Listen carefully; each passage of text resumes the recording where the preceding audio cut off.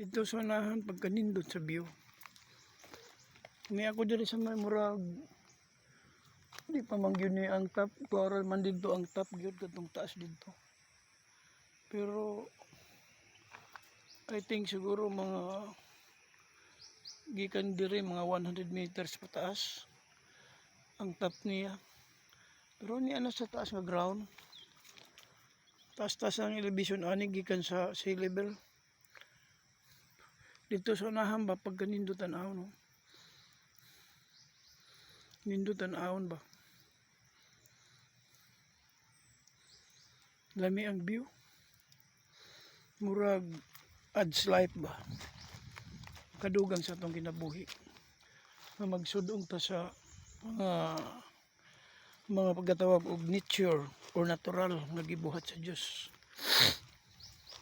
Iya kini nga kagamhanan, the power of God sa iyang pag-create nga karon naa adto paghihapon absan.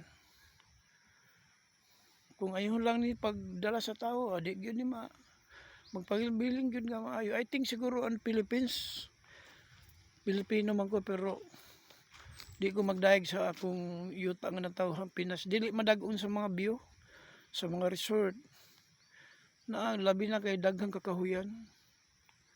Nindot gyud tan-awon. Dili kaayo ang maayo ang kuan, maayo ang ni climate. Duha ra man hinung ka season, rainy ug dry season. Pero maayo gyud. Makalipay ang tanom. Tan-aw nimo ang mga dahon, murag makalipay ba? Sudungon nimo.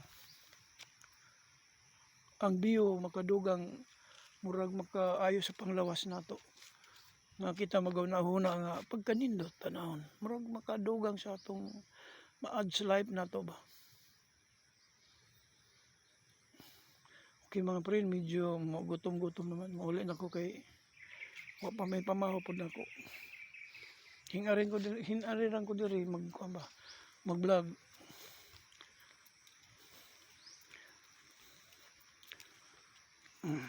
May isa mga kalibre diri oh. Matod pa sa pinulungan nga Bisaya, kamuting kahoy. Or kasaba sa English, kalibre sa amo ni kalibre. Napay ngalan ani bulanghoy. Taga Davao bulanghoy ngalan ani.